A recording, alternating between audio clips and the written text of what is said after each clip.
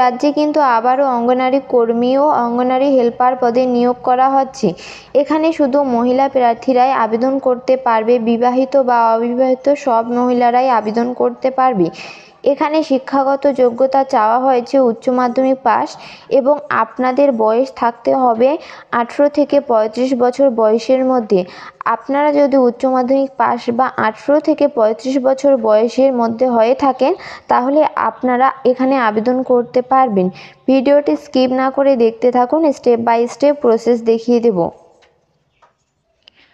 আমার ডেসক্রিপশন বক্সে link provide করা থাকবে, আপনারা সেই লিঙ্কে ক্লিক করে সরাসরি এই পেজে আসবেন। আসার পর নিচে আসবেন, নিচে আসার পর দেখবেন অ্যাপ্লিকেশন ফর্ম।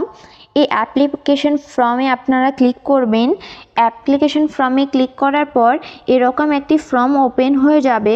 ওপেন হয়ে যাওয়ার পর উপরে দেখবেন প্রথমেই রয়েছে post apply for ICDS project. এখান থেকে সিলেক্ট অপশানে ক্লিক করবেন। ক্লিক করার পর এখান থেকে আপনারা সিলেক্ট করে নেবেন। সিলেক্ট করে নেওয়ার পর গ্রাম পঞ্চায়েত অ্যাপ্লাইড ফর এখানে ক্লিক করবেন। ক্লিক করার পর এখান থেকে আপনারা সিলেক্ট করে নেবেন।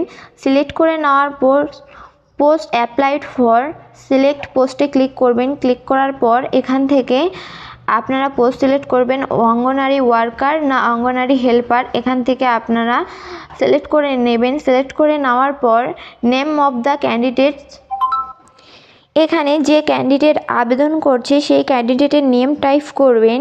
টাইপ করার পর ফাদার্স নেম এবং হাজব্যান্ড নেম, এখানে আপনারা ফাদার্স নেম বা হাজব্যান্ড নেম টাইপ করবেন।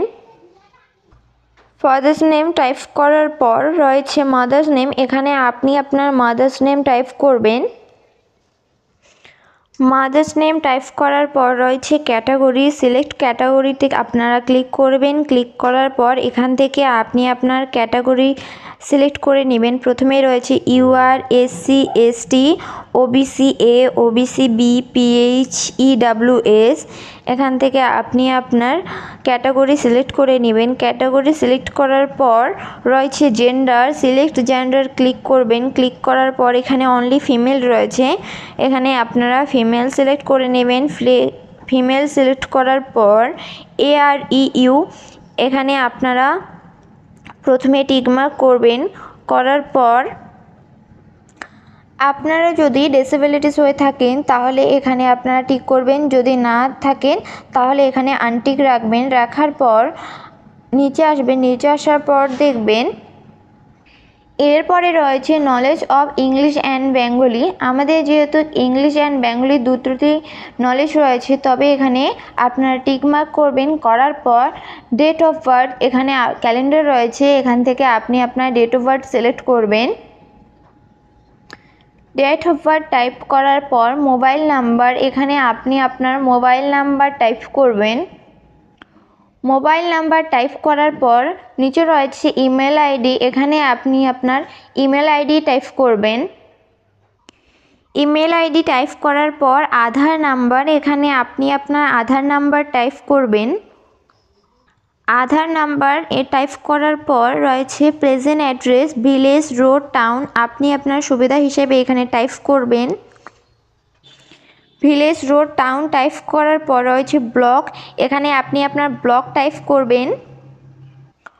ব্লক টাইপ করার পর রয়েছে পোস্ট অফিস, এখানে আপনি আপনার পোস্ট অফিস টাইপ করবেন। পোস্ট অফিস টাইপ করার পর এরপর রয়েছে পুলিশ স্টেশন, এখানে আপনি আপনার পুলিশ স্টেশন টাইপ করবেন। পুলিশ স্টেশন টাইপ করার পর ডিস্ট্রিক্ট, স্টেট অটোমেটিক সিলেক্ট থাকবে। এরপরে আপনি আপনার পিনকোড টাইপ করবেন। পিনকোড টাইপ করার পর পার্মানেন্ট অ্যাড্রেস, যদি আপনাদের present address and permanent address same থাকে তাহলে টিকমার্ক করবেন। আর যদি আপনাদের present address and permanent address একই না থাকে তাহলে এটা আনটিক করে এখানে আপনারা এই ফর্মটি ফিল করবেন। ফিল করার পর এরপর রয়েছে এডুকেশনাল কোয়ালিফিকেশান, এখানে আপনি আপনার এডুকেশনাল কোয়ালিফিকেশান টাইপ করবেন। প্রথমে রয়েছে HS qualification, board, counselling, university, আপনারা এইচএস বোর্ড